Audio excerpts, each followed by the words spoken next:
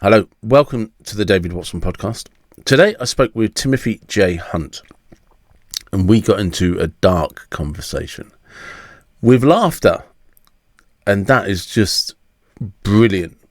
But he has a new book out, The Museum of Lies, and yeah, it's fucking dark. I hope you enjoy listening to it. Hello, welcome to the David Watson podcast. Thank you very much for joining me. Just quickly, we've both, well, you're in the process of removing, hopefully getting over your cold and flu, and I'm just recovered from mine. Yes. So for sentimental reasons, I might not delete or edit out any coughing or spluttering that might happen during the conversation. Hey, that's real life. Yeah, that's it. We'll keep it authentic as the vibe goes. Uh-huh. One of the things you just said before I started recording is you could you just explain a little bit about the weekends where you teach screenwriting, script writing, or in London that you were talking about, the courses that you used to come in and teach? Okay. For many years until just recently, I just recently retired. I was a script supervisor or a continuity supervisor in the film and television industry. And so I taught continuity at a couple of different film schools in Toronto and in England at specifically at Raindance, which is an organization that trains independent filmmakers. So I would fly to London twice a year to teach a weekend intensive course in continuity and script supervision. So So, that was me. because this is something that fascinates me when you start getting into kind of the business of film writing, the departments get broken down because there's so much detail and nuances.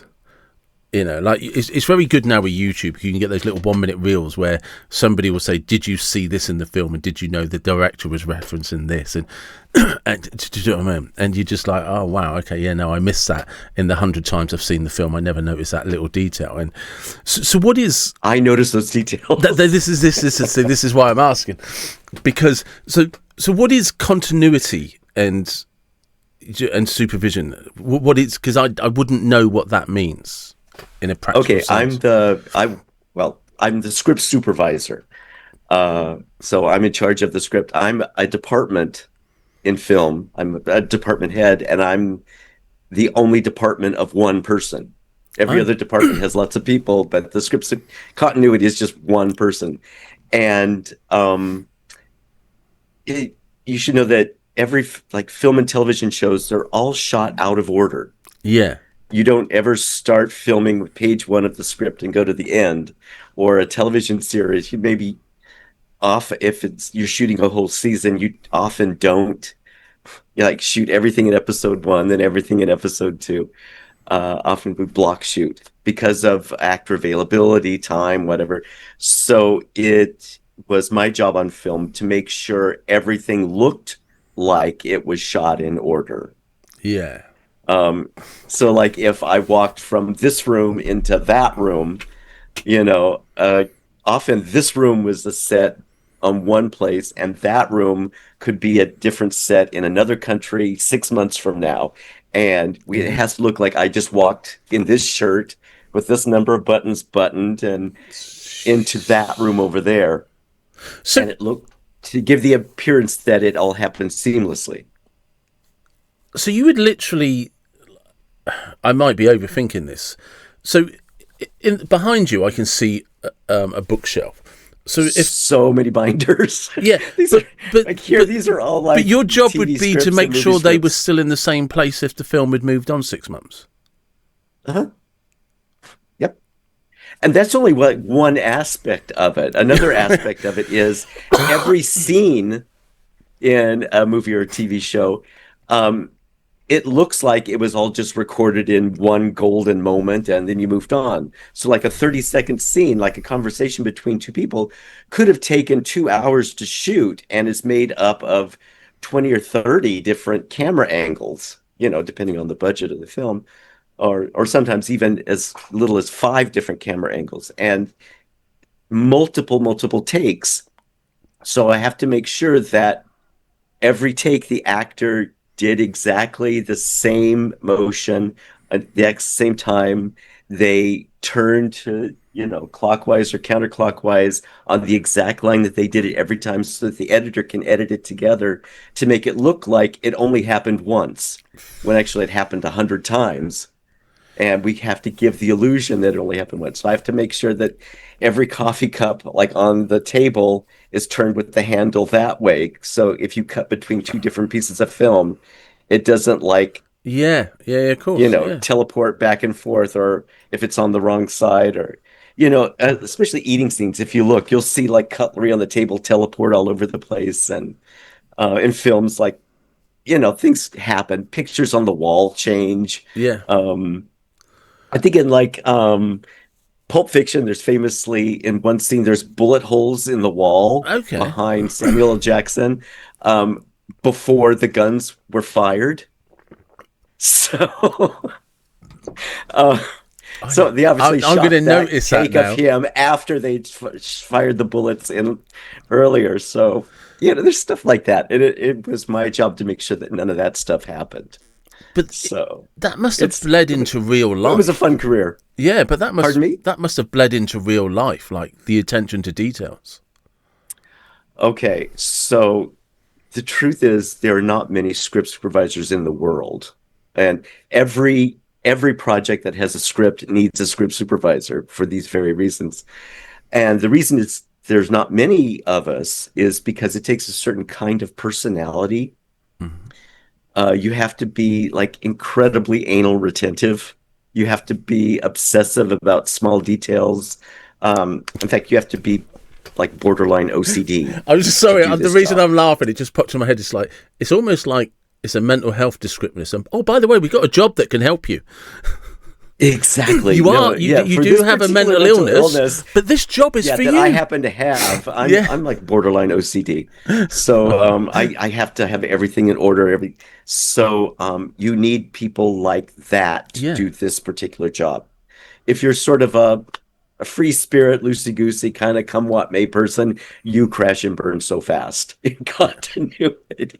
It takes a slightly crazy person So, to do it. but it kind of it's great though, isn't it? Because you find something. You must be one of the very few people in the world that has a job or had a job that played to all your strengths. Yes, which is was just infuriating to me that I came to it late in life. I didn't start it till I was about 50 years old. That sucks. Because I did, yeah, I've been a writer forever. And mostly I was a magazine writer for many years, did magazine features. And, then the industry changed. And you've noticed now there's a lot fewer magazines. Yeah. Oh. So, I needed to find something else to do later in life. And I got this kind of spam email saying, get a paid job in the film industry, learn continuity. So I didn't know what continuity was, but I needed a paid job. So I took a weekend course. No way. And 2 weeks later, I was on my first film set as a script supervisor. Simply because there aren't that many script supervisors. They're like desperate for anybody who has any training whatsoever. And then it became my career for 15 years or so. Wow. It was a crazy thing. So, but yes, I was mad about this because all these years, this could have been my ideal career. Yeah. And just, I didn't even know that it existed. Of course, it existed since 1914. Well, So I'd never heard of it years. until you mentioned it. No one's heard of it. That's why no one does it, because no one knows that it exists. But that's great because it means you'd never be unemployed. Well, we're always unemployed because it's a seasonal job and there's no job security ever. No, I mean, but if you you know what I get mean, it's- on a long-running TV show, yes, but they only shoot like maybe 2 or 3 months a year. So you say you're working 2 or 3 months a year, even if you have a steady gig. It's it's in the arts. You kind of got there's no job security. Yeah, you kind of got to have a free spirit with that respect, haven't you? You've got to be able to kind of go with the ebb and Yeah, flow. yeah. Yeah. So now I'm back to being a writer. Yeah. Would you go back to being a script supervisor then, if the opportunity arose? Oh, in a heartbeat, I would. But the circumstances of my life right now, Yeah. my spouse is a generation older than me. Yeah. He's disabled. He's had a couple of strokes, so I'm sorry to hear that. I need to be home. That's Yeah. why I had to give up the London thing. But it's fine. I felt it's time. The days on set are really, really long. Yeah. They're a minimum of 12 hours. And then often, there's like an hour of commute each way. And then the script supervisor has to do like 1 to 4 hours of paperwork at the end of the day before you go to bed. So my days were often 16 to 18 hours long, Yeah. 5 days a week. And that takes a toll. No, it does. It does. And I think sometimes people don't often appreciate that, although like a project might be only 2 or 3 months, is that I've heard lots of people talk about, but when you're on set, if they're trying to get something and it needs a certain light or a certain condition, or there's a certain time frame or whatever, you're just there until it's done. And if it's an 18-hour day, it's an 18-hour day. Because they're like, thank God for unions. Yeah, but do you know what I mean? But some when I people was say just like you might starting have out, location restrictions and stuff, and it's just like if we've only Yeah. got this location for the weekend, we've got to get this filmed, and you just kind of, and There's less of that in the professional Right, world. yeah. But when you're starting out and you're doing non-union films and passion projects for filmmakers and stuff, they really abuse that. Yeah. When I was starting out, there were often days that were like 23 hours on set, 26 hours on set, and everyone was just dying. Yeah. But when you enter the professional world, there are very strict union rules about this stuff. And if they go over the 12-hour limit, it gets extremely expensive. Hey, we all for love them a to bit of do stuff like overtime. that. We all love a bit of overtime. Oh yeah. If- No, you can do quite well with the overtime. But Yeah, no, that's good though. That's nice because I never knew what a script supervisor was, and I didn't really understand the levels. And this is what I was saying at the beginning is when people are putting projects together like that, layman's like myself, you don't really appreciate how big that team is that make it look seamless. Yep. Don't know. Yep. Thank you. I appreciate. And the other frustrating thing about the job is that it's one of those positions that if you do your job correctly, no one knows you've done your job. They only know you didn't do your job correctly is if they could, the times you fail. My job is to be invisible and to make my work invisible. Because the second my work is visible, that's the second I failed. Oh, crikey. So I have to make it look like I was never there. Yeah. So it's not a big ego boost. No. You can't sort of say to somebody like a room full of people, "That's my work." Well, I can't see anything. Exactly. Thank you very much. You That's couldn't why there's see. no awards for Yeah. it. There's no Academy Award for continuity because Yeah. No, that's you only notice continuity when it sucks. that is so good, though, isn't it? Because you can explain to everybody, "There's my work." It's like, I can't see anything. Thank you. I will take a bow and acknowledge that praise. You could not tell that I had been there. Mm-hmm. That's wonderful. Name another job where that's true. Yeah. No, Where, it doesn't exist. Your invisibility is your strength. Yeah. Burglary. Bank robbing and burglary. There you go. Yeah. There you Apart go. from that, I'm the some form of burglar espionage, film. if you can be invisible. So maybe you should put that on a profile instead, like previous employment, espionage, invisibility. Yeah. Sort of spice it up a little bit. That'd be fun. But anyway, I'm back to You're back to being writing. just your garden variety writer right now, screenwriter and novelist. So what is the latest project? My latest project, right now I am promoting my latest novel, The Museum of Lies. Let me see, I got a copy here. Let me hold it up here for I was like, "Do, do, do, do, do."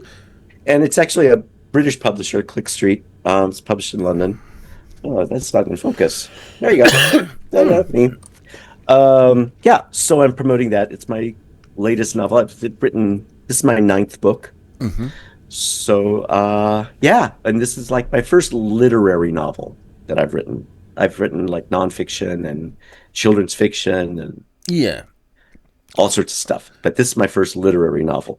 And actually, if if I didn't write this, this would be my favorite book. My this would be my favorite novel because I wrote it for me. This was I'm my only audience. Yeah. I write stuff that I want to read. Yeah, I don't like pander to tastes or whatever. I write something that would interest me that I would really want to read. I think So, that's and difficult though as that's well. what I wrote. I think that's difficult for people. I don't think Mhm. people always understand what they like, and I think that trips people up when they start their own writing process because they think about the things they like what do I like to read, like what do I like to watch, and then try to I'll do that. But it's just like, yeah, but what you've actually got is someone else's idea that resonates with you. It's you're not actually kind of listening to what you want to write, if that makes sense. Yes. And in this case, I didn't have a genre or in mind, and I didn't have a it wasn't like, oh, this is just like that book. Because when I talk about this, people want to know, well, what books does this resemble? Yeah. Like, the only thing I can think of, it's a really um kind of dark, funny, modern David Copperfield. I, you know, Yeah. I mean, just simply because it's told first person. It's a male character in first person telling the story of his life to you, Yeah. So, and sometimes he is just telling it to you straightly, and sometimes it becomes like his internal stream of consciousness. Also, um, so why the does the cover have a child in the devil's suit? oh, I got to tell you, when the publisher showed me the cover art, I had not talked to the publisher about the cover art at all. I just left it up to their art department. And when I saw that, I just went, "Oh my God, Well, why because is that not in focus?" it's there we Um, go. Because it's I'll tell you what strikes me as disturbing about it. It's yes, is it looks like at the initial glance it looks like a cute kid at a Halloween party. yeah, But the expression on the face, there's a seriousness to it. Like I said, at first glance, it looks like a cartoon yeah, in the playful sense. But then when you look at it and then kind of focus in on it and you can see it properly, you're like, this isn't child's play. There's something more sinister yes. behind it. It almost reminds me Well, of, do you know, The Omen with Damien? oh, of course, Yeah, of do you know what I mean? You course. look at it initially, it's, oh, look, it's a kid. And then he looks and you're like, okay, I don't want to be, we're not having a play date. Well, they created that cover image based on chapter two of the book. It starts um, with the main character relating when he was, I think, 4 years old, and his mother always dressed him up as Satan for Halloween every year, and he loved that costume. And although this book is not my autobiography. It's not. It's absolutely fiction. But there are some things that I drew from my own life. For instance, like this character is born and raised in California, where I was born and raised, just at a certain time, because simply because you write what you know, Yeah, go and on. I was Yeah, familiar with that time yeah. period. And in this case, um, my mom actually did make me a devil costume uh, for Halloween when I was really little, and my mom had she passed away about a year ago, but she had lifelong like serious mental health problems. Yeah. So that was a very severe challenge with me growing up is, dealing with my mom's mental illness.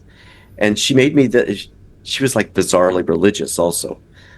So she made me this devil costume, you know.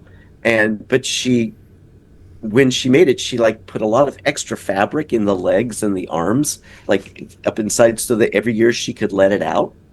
Oh. So even when I was 4, she was determined that I was going to wear this costume every year for like infinity. As I grew, the costume grew. I mean Uh, this. I don't want this to sound disrespectful, but that's weird. mm, and it, there's no polite way of it saying didn't. that. But when you like Yes, like the way you described it, it's like there's all this padding because she knew she'd have to let it out. It's like, hang on a second, how long are you planning on this being rolled out every year?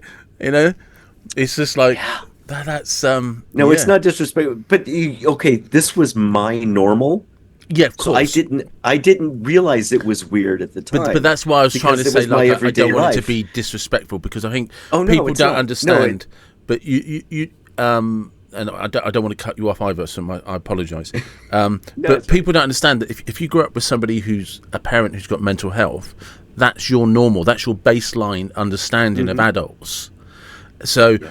when someone else says, "Oh well, that's really no," it's weird to you. To me, that was 8 a.m. getting up on a Saturday morning to watch TV. That's what my mum or my dad or Uncle John, whatever it was, that's what they were like. That's what my life was. It wasn't even adjusted to. It's the only life I had, and it's people that understand. It's not until you kind of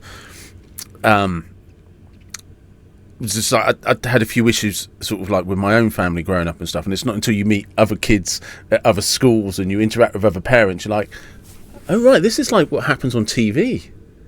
And do you know what I mean? It's just like you then start to see different normals, and everyone has their own Yeah. normal, you know. So that's why I said Hmm. I wasn't trying to.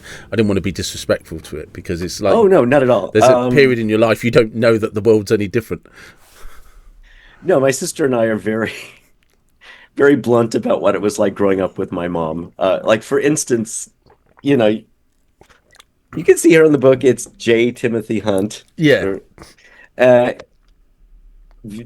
Timothy is my middle name. It's the name I go by. Why? I don't know why. yeah, My mom, I'm sure it was my mom, not my dad, that she just always used my middle name. And same thing with my sister. She grew up always being known by her middle name. And why?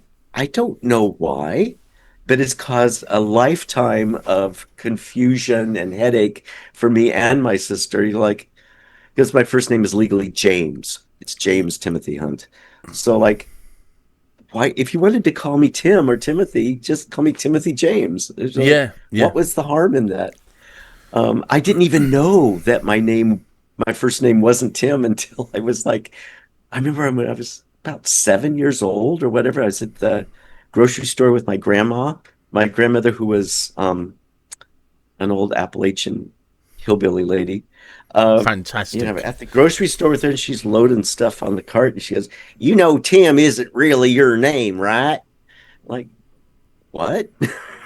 Yeah, I remember when she broke it to me that your name is James. Like, that was a big Yeah. shock to me. But I don't know why my mom did weird stuff like that. Did you get much opportunity to spend time with your nan, your gran, in the? Oh my God, yes. Oh yeah, yeah, yeah. Hmm. Were they Yes, still she lived. living in the mountains and everything? Oh no. Do you Damn. remember the TV show The Beverly Yeah, Hillbillies? yeah. We were the Beverly Hillbillies. Nice. Not Yeah, many people my mother can boast that. my mother and father were both from a small town in Virginia. Just, Virginia kind of tapers off to this little Yeah. end there. And they were in the small part there next to Kentucky and West Virginia, a place called Tazewell, Virginia. And my mom and my dad's family both. And then during the Korean War, my dad went off to the Navy. My dad and my uncle were best friends from childhood. Yep. Uh, and then they both went off in the Navy during the Korean War on different ships or whatever. And during that time, both of their families, my dad's family and mom's family, they both independently moved to Southern California.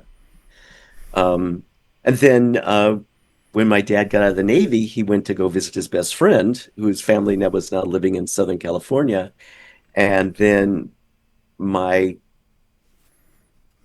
dad's best friend's little sister had grown up in the meantime. These things happen. And become a beautiful young lady. So my dad married his best friend's sister. Yeah. So, and there's a little bit of that in the book too. But like in the book, the character's father and his uncle are lovers. They're a gay couple, actually. Yeah.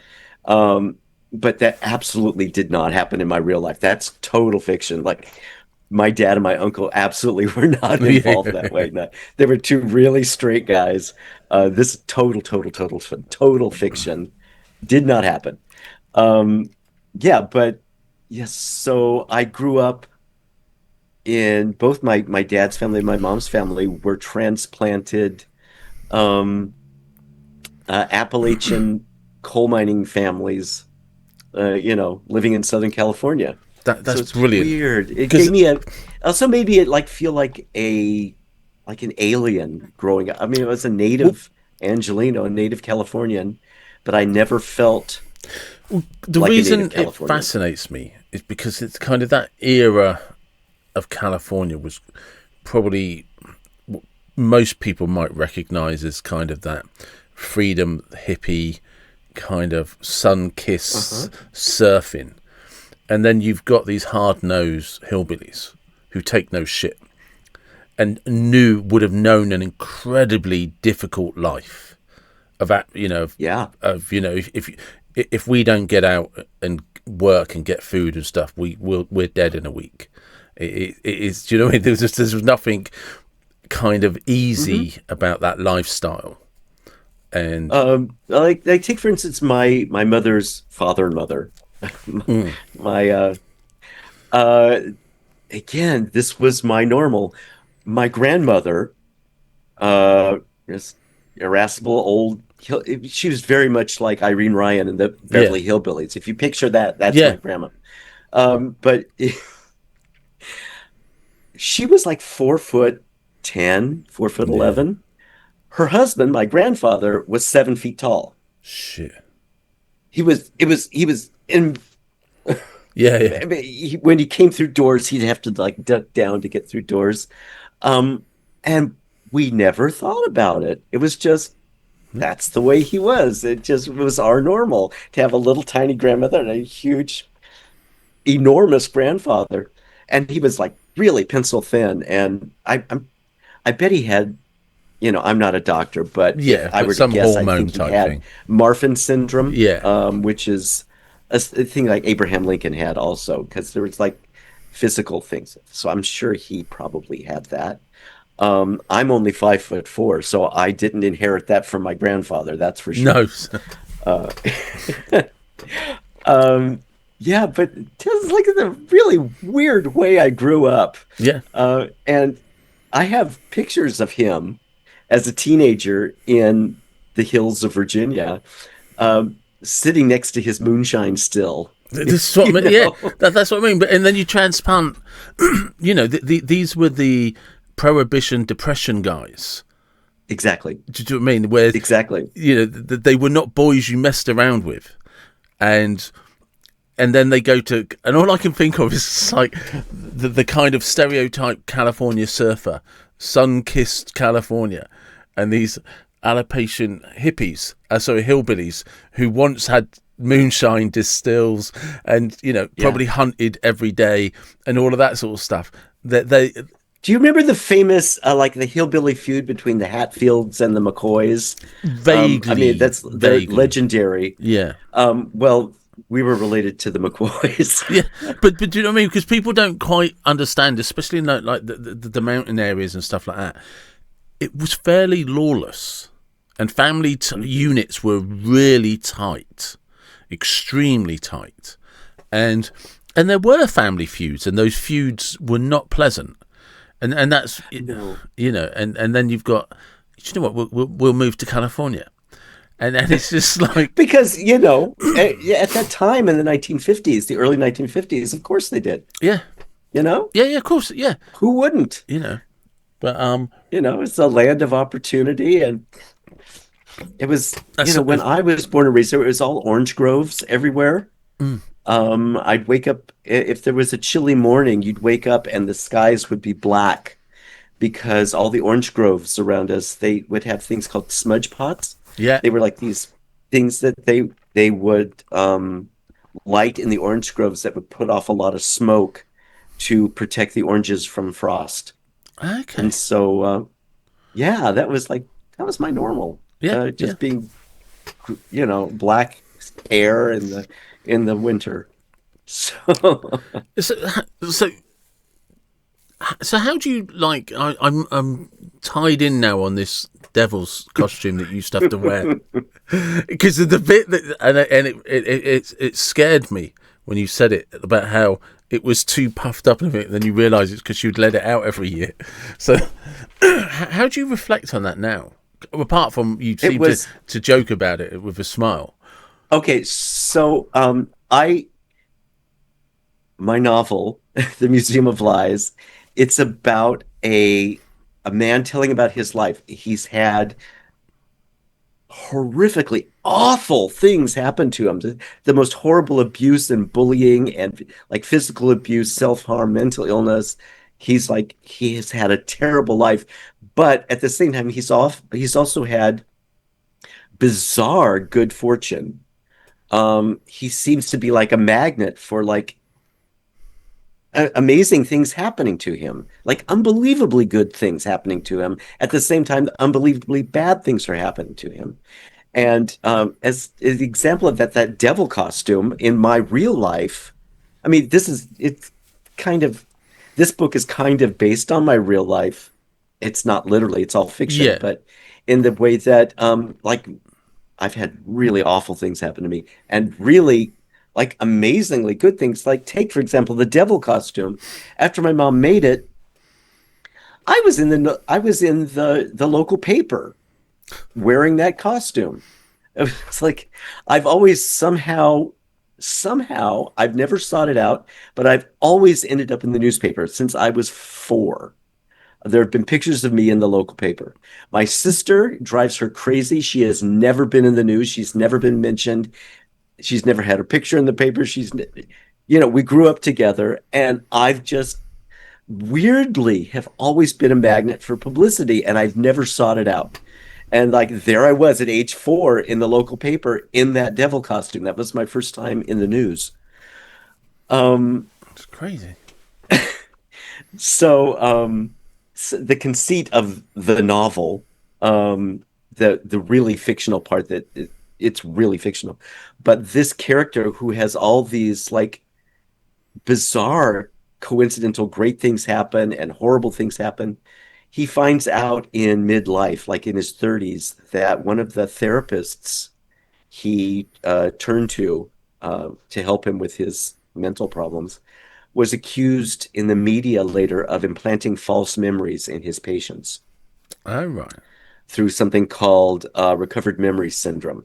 Because this character in the book, he felt he had this repressed memory that he could only remember half of it, and he went to someone to help him recover this horrible memory that he had repressed. And then he finds out later, after he stopped seeing this guy, that this guy was accused in the media and being sued for implanting false memories. And so now this character who's narrating this novel, he has doubts whether anything he has just told you is actually true or not. Maybe none of this ever happened to him.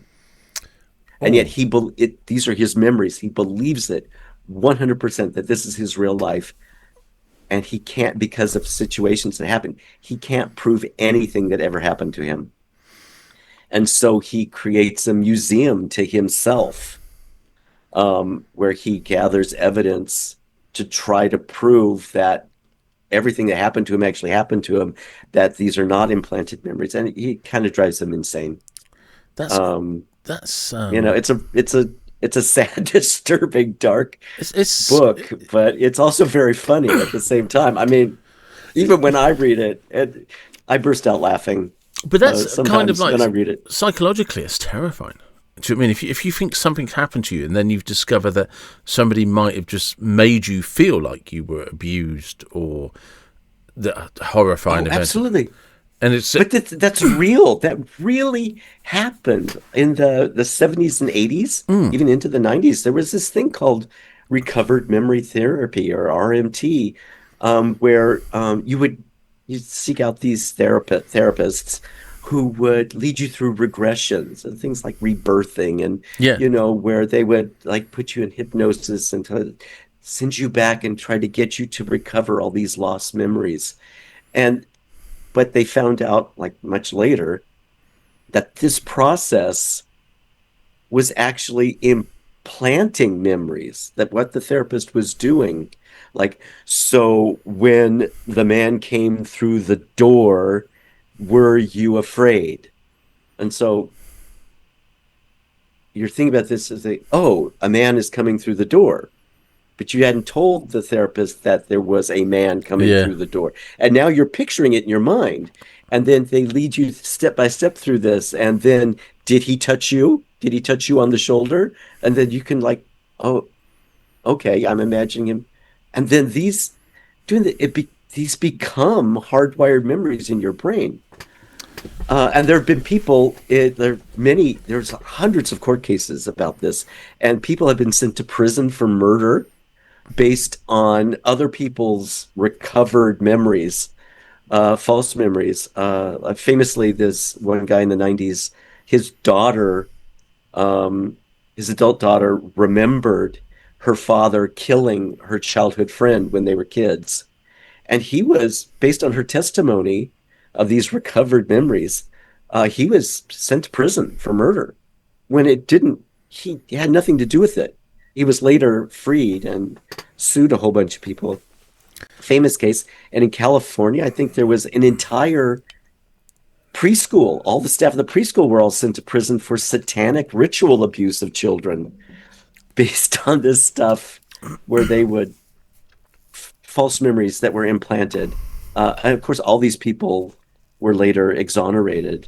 But how horrible! That's terrifying. That it's horrific therapist abuse. Yeah. That's what I mean. It's a real thing. It actually happened. But So that's because what one of the things that, on a level, that defines us as human beings are our memories. It's how we define ourselves, is our identity of who we are and what we are. So, hang on, I'm trying to process this.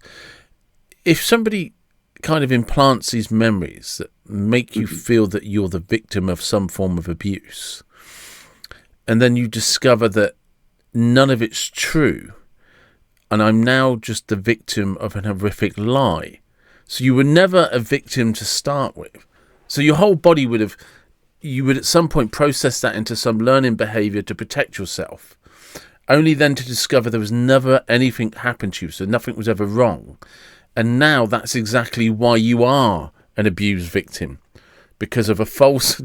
It's like a real vicious circle that cuts you... it would drive you insane, wouldn't it? It would. Yeah, it cuts you at It would drive you insane. every turn. And that's what my novel's about. The impact of... You need help. And he's Right. He's not lying. He is absolutely certain that all this stuff actually happened, the good and the bad, and all of it is inexplicable. But that he is can't like a prove living thing of it. That is living insanity, isn't it?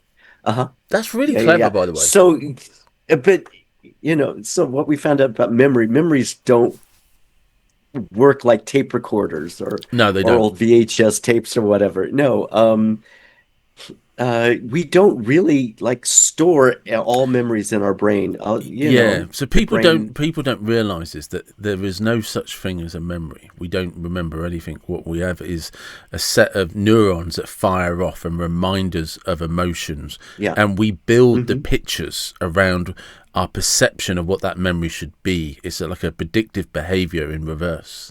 It's just like, And oh, the pictures change over time. yeah, they do, You yeah, can then, if you misremember something and then remember the misremembrance, yeah. then the misremembrance becomes the I remembrance. remember reading once, These neurons, yeah, you're strengthening these false paths in your brain. that's exactly it. So, Yeah, and I remember reading that once. They said that that actually what you think is a memory is actually the recall of the last time you remembered it.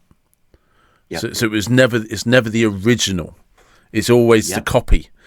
And eventually that copy gets depending, which is why they say sometimes you don't remember something that someone else remembers quite passionately. It's because it didn't have any either emotional context, a feeling, that your senses weren't evoked in the moment the same way they were for somebody else. So your brain writes it off. Whereas if it was really important to you, or it was really mm, invigorating, it becomes really powerful because you built those pathways to it. But all those pathways are is the senses, and then your brain giving you what you think is a picture. right. And part of my mom's pathology was she did a lot of extreme gaslighting Yeah, of me and certainly my sister. Where something would happen, and then or there things were the way they were, and then she would deny that no, that never happened. We never went there. That you never did that. I never said that. You never did that. And it drove my sister and I a little nuts mm. because she and I had shared memories that were identical. Like, no, we both remember this happening, and mom's swearing that that never happened. You just made that up, that no, that didn't happen. So, one way I've learned to cope with that kind of gaslighting, just doubting my own memories, is I'm like an obsessive journal keeper. Yeah, I've got I've got like this is only like 2 years worth of journals. it I've helps got though. It like does help. stacks and stacks of journals going back like maybe 50 years where I write in my journal every day. When things happen, I write it down. And I'm really glad I did because now later in life, now that I'm this old guy, I can go back and pull a journal off a shelf and open it up to something that happened 30 years ago Yeah, and read about it. And like when I wrote about it, when it happened at the time, and like a lot of these things, like I don't remember this happening at all. I don't remember this person. I don't remember having this conversation, but I did have it. And it's been like a brilliant way of like downloading my brain onto an yeah, external storage device, backing up my brain. I would definitely recommend it to anybody. mm. Please keep a journal. It's a great mental health tool because these are your journals. No one's ever going to read them but you, um, unless you get really famous, Yeah, and then you die, and yeah. And then then your everybody family will see auctions them everything. off. Yeah, but no, it's been the most wonderful thing that I've ever done. The most wonderful habit I've ever had is journaling, because now I can, if someone tries to gaslight me, I can go, let me Yeah, refer you to page 12 on the yeah. 1987 journal. Did you So, did you and your sister ever find out why your mum was like this? mom it, well, had borderline personality disorder, Yeah, and it's sometimes like tipped over into full psychosis. So, yeah, I remember my first therapist. I remember showing her some handwritten letters my mother had written me that were like, whoa, off the wall, crazy pants stuff. And, just like my therapist, I'm watching her face and she's horrified. She's like reading these letters, like, she's like, this is the work of a psychotic. Yeah. You're like, well, yeah, that's my mom. Yeah. So, yeah, she didn't get any kind of medication until she was well into her 60s. And even that wasn't the right medication because she never went to therapy ever. She found some GP who Yeah. um, gave her a prescription for Prozac. Yeah. That's like the only and she wouldn't take it regularly. She would like Yeah. pop them. You're supposed to take it every day, the Yeah. same dose every day to keep, and she would take, anytime she felt anxious, she would pop 2 or 3 of these Prozacs, and like, which only made her more crazy. Yeah. How did your But, dad cope with it all? as psychotics and people with borderline Hmm? personality disorder, they're really good at putting on a show for other people. Yeah. So like when she's out in public, when she's like around other people, she was delightful. She could put on an act. She was like the best, people loved her. Yeah. But then at home, you know, she could flip on a dime and become that other person that no one else ever saw except my sister and me and my dad. My dad, who coped by staying out of the house as much as possible. Uh, Um, yeah, he stayed at work a lot. He worked late a lot, and he just tried to not be around as much as possible. So yeah. That's. I mean, yeah, that's. it was a weird, but that was like, as we said, that was my normal growing up. Yeah. I'm just You know, thinking we because for your dad, it's sad because people don't realise that that's how they learnt to cope by I just bury my head into the work, and that's my yeah, he coped by not coping. yeah. He was not like not a really emotionally responsive guy. Yeah. He was like very stoic and unemotional, and uh he just would just get out. Yeah, And I remember having an epiphany about 6 years ago about my own dad because we're not particularly close, and I would have been 45. Yeah, I'm 51 now, so it happened when I was 45.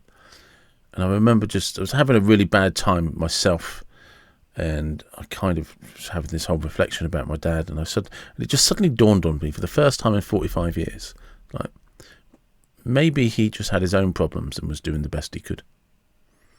And at that moment, I just forgave him for a lifetime of being pissed at him. It's just like, oh, right. He was just struggling. He really was struggling. And you're 45, David, and you're not doing much better today. And I suddenly realised that my dad might have actually just had his own problems.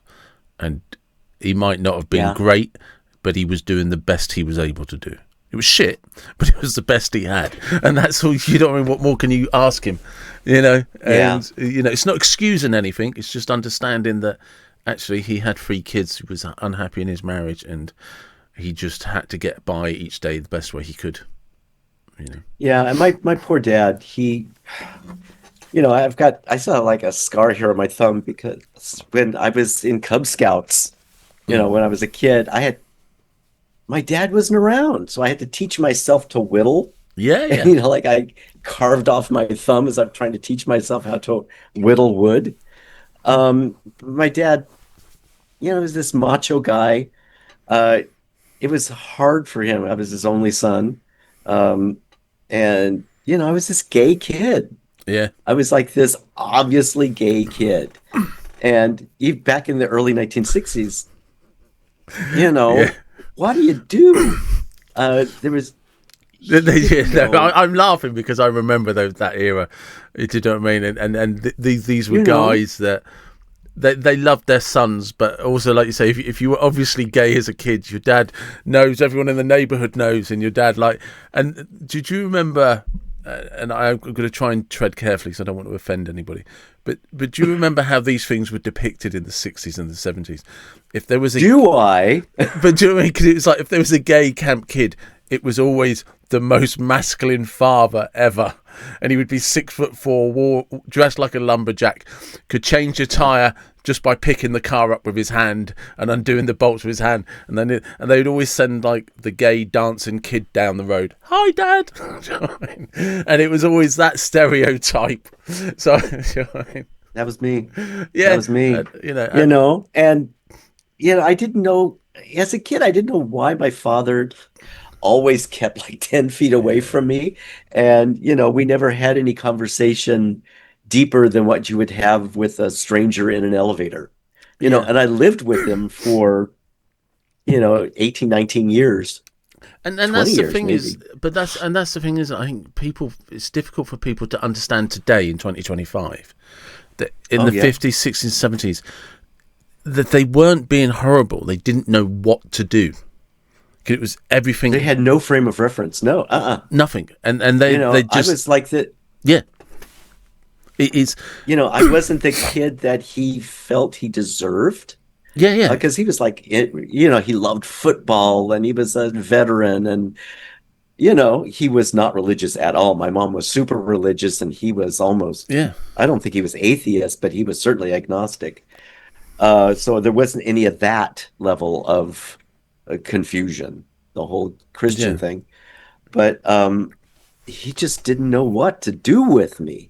Yeah, and so he didn't do anything. And this is it, because I think over the years people have confused it with like, they hated gays. It was all prejudice, and it's like, no, they didn't know what to do. So there's sort of like, I grew up with a dad that probably taught me how to strip a gun by the time I was 3 years old. And, and I was shooting and making moonshine. My dad would have loved that. He would have loved you. Yeah. Do you know what I mean? But do you know what I mean? Your dad was probably making moonshine. Do you know what I mean? It's just like, and, and dads back then did not know how to deal with homosexual kids. They just like, it was just like, as in like, literally, it's a language I do not understand. And at that point, okay, well, I'll shut down because we don't do therapy back in 1960. We don't have conversations in 1960. We don't acknowledge anything. We'll just be comfortable with quiet spaces. But even like when you're the kid, it was just equally confusing and tough because I didn't like choose to be the way I was and who I was. I just was who I was. Yeah. It wasn't, there was like no, you were the kid in the newspaper. There was no indoctrination. There was no grooming by anybody. No. I was just me, I'm right-handed, but that's what makes it so I didn't difficult. choose to be right-handed. Yeah. But that's what I mean. That's why it's so complicated and so difficult, because both of you are just you. It's everything. It couldn't be more normal, more natural, but it just in different times.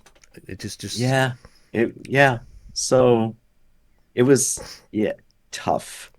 It's not easy to be a gay kid nowadays, but it's not like it was in the early '60s.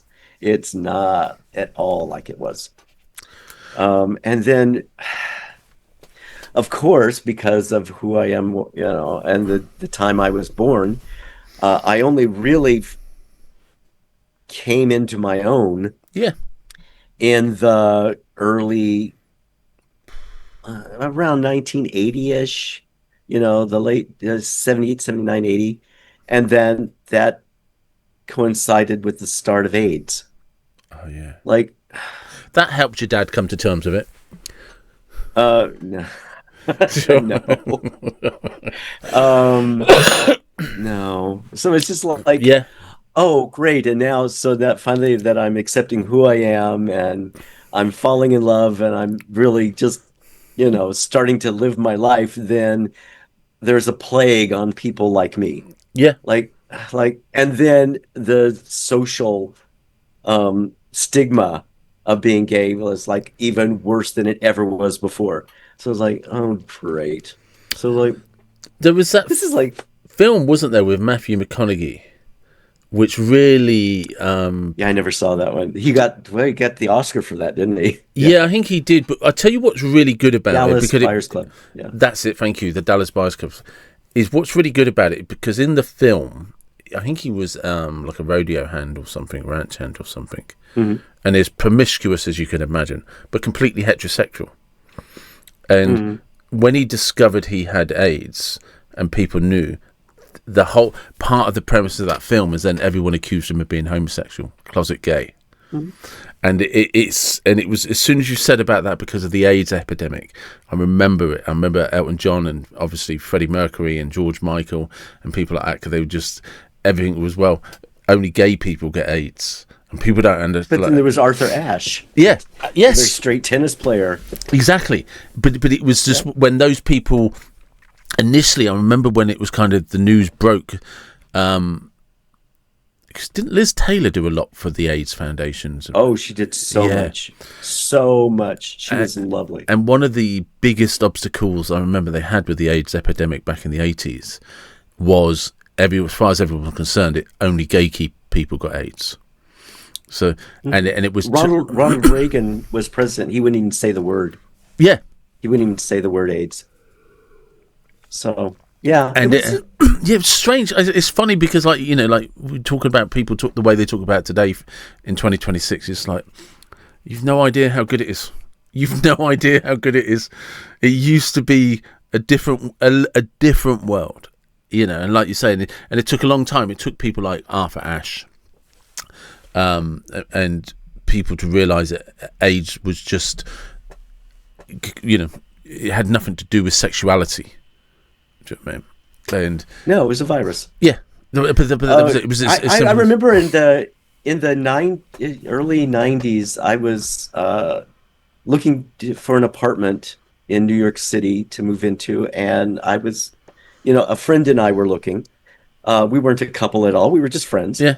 Both needed an apartment, so we were two guys looking for an apartment, and we found one that was affordable. And we liked, and we put, you know, an application in. And I had another really good friend who lived in the building. That's why we found that building. And we didn't get, the landlord didn't approve us. Yeah. Even though I had the income and, you know, we were fine. Two nice guys. And my friend, you know, took the landlord aside and said, you know, like, why didn't you rent to Tim and his friend? And the guy said, oh, because they're gay and they'll die. Yeah. So, it's weird. We would just, he'd rent it to us, we would get AIDS, and then we wouldn't pay the rent anymore. This is, and you can't explain that to people today. Do you know what I mean? I can't. I find it difficult to explain. I have a niece who's 15. And it's not like we get into sort of deep philosophical conversations much, but... But even people I work with in their 20s, that when I was growing up and when I was in London in the early noughties and stuff like that, it was still frowned upon to be heterosexual and hang around with gay men. You know, because I get that. I get that. Do you know what I mean? Because I had a couple of openly gay friends, right? But it's just like, you know, they liked football, I liked football. And we'd go and watch Champions League midweek at the bar, in the pub, and have something to eat. And people are like, you know he's gay, don't you? Well, yeah, well, it's none of my business, is it? Do you know what I mean? Do you know what I mean? It's just like, and it's just like, but but you know he's gay. Yeah, you can repeat the sentence as many times as you want. I know he's gay. I don't understand what's that got to do with whether it's his round or my round. Do you know what I mean? Well, yes. What we're watching Champions League football. It's good for, you know, neither one of us. But there was this weird. I've never seen it kind of like for well over a decade, but there was definitely this weird thing in the 90s, because I was in 92 I was 18, and it was kind of probably there was a period probably like through the 90s and the noughties and stuff, like where I'd be out at bars and stuff like that. And there was always this stigma that if you knew somebody who was, or hung out with somebody, like I didn't care, you know, I'll go drinking with anyone. I'm not really, I don't mean it to sort of diss anyone, but I'm not fussy about my company. You know, if you're a good laugh and we're enjoying the night, I don't really care what bed you sleep in at the end of it. It's so it was a strange time. It was I haven't thought about that for years, my friend Ashley. Do you know what I mean? No, he was a top bloke, amazing guy, and luckily for me, he knew the best bars and restaurants. He was an older guy actually, but he knew the best bars and restaurants. I remember. Sorry, can I just tell this story? I remember there was this Moroccan restaurant in Clapham, and when you went in, it just looked like any other restaurant, right? It just tables, chairs, and Ashley, we just can we have the room? Can I go into the back, please? And you went into this room in the back, and it was a Moroccan tent, like you were in the Sahara Desert. So it was just like, yeah, and everything was on the floor, rugs, and it was just like somebody basically put like a whatever, like Moroccan desert tent inside. Were there hookahs? Yeah, everything. Yeah, the smoke, the lot, and everyone sat on cushions, and I just like, what the fuck? Because if you didn't know them, so I've no idea how Ashley knew these guys. If you didn't know them, you weren't getting into that. You couldn't reserve it. You had to know it existed, right? Yeah. So then I remember, and the reason this is important is one of my friends, a guy called Snowy, he was always a bit like, he was one of those that didn't like the fact that I had gay friends, right? But he's a harmless guy, but he was just very old school. And we go into this restaurant. I took him in there in Clapham. It's a Friday night. It's packed. And I said, excuse me, can I have a table for two? And it's like, have you made a reservation? I was like, no, in the back, please. Yes, sir. And they just walked me through the restaurant, and it's quite busy in there because people know. And yeah, we're just sitting down on these cushions like we're in some bellowing tent in the middle of the Moroccan Sahara Desert. And Snowy's just like, he's just blowing. He's just like, what the fuck? But that's what I mean. That's it was. I loved it. I loved it. It was great. But I've waffled a bit there. My apologies. Well, you took me down memory lane. Thank you for that. It was a really nice memory. It's all memory lane. Yeah. And who knows if that was even a real memory. Yes. This is it. But it was one of the nicest restaurants. I don't think it's there anymore, but I haven't been there for over 30 years, so I wouldn't know. Just quickly rounding up, where can people find you and your works? jtimothyhunt.com. Just don't forget the J, because Timothy is not my first name. jtimothyhunt.com, or where can you find it? Facebook? Yeah. Instagram. You can what's your big bookstore in England? Barnes and Noble? Waterstones. Waterstones, yes. Waterstones in England, yeah. You ask for this there. You might, if you don't see it, it's a British publisher, so it should be in Waterstones. If not, just ask, they'll get it. If you're in the States, barnesandnoble.com or amazon.com, or in Canada, go to indigo.ca. They should be able to get you a copy anytime you want. Perfect. And last, but otherwise, find me at J. Timothy Hunt on I'll make Facebook. Sure the link to your website is in the description. Just lastly, my final question, just a random question. I want you to imagine you have a time machine. The time machine is a car of your choice. What would the car be? Where would you go? And what would be playing on the radio? Oh, the car would definitely be a powder blue 1966 Mustang. Nice. Which was my first car as a teenager. Again, bizarre good luck. I just happened to get a 1966 Mustang that was powder blue with a white vinyl roof. Oh, such a cool car. Yeah. I know. Just like, I don't know. Stunning. I just happened to get it. I was just lucked into it. So it would be that, and where would I go? Yeah, anywhere you want. Oh, that's a good one. Where would I go in the time machine? Damn, I don't think I would go backwards. I think I would go forwards. I would love to go forward 50 years from now. It could be awful 50 years from now, but it could be amazing 50 years from now. Anyway, I would love to see how this story comes out. Yeah. We're in a weird time of history right now. I'd love to see how it all comes out. And what was the other question? What would be playing on the radio? Yeah. What music would you be listening to? Oh, probably something by Ricky Lee Jones. No. Yeah. That's perfect. Thank you very much. Yeah. Thank you. Oh, you're very welcome. This was a pleasure. Thank you. I'm fairly sure that conversation didn't go where you thought it was going to go. And big shout out to Timothy, and very kind of him to come on and discuss his book, and was so open about his own life. I'm very grateful for. And it's interesting, isn't it? It's a really fascinating concept that did almost have me speechless, and certainly stumped me, that I had to reflect on what if the abusive life you have are false memories, and then you discover that they're false memories because that's its own abuse, victim identification.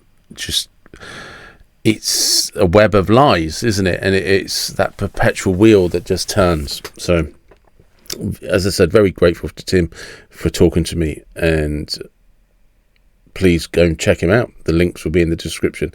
And as always, wherever you're from, whatever you believe, please do take care and be blessed. Thank you.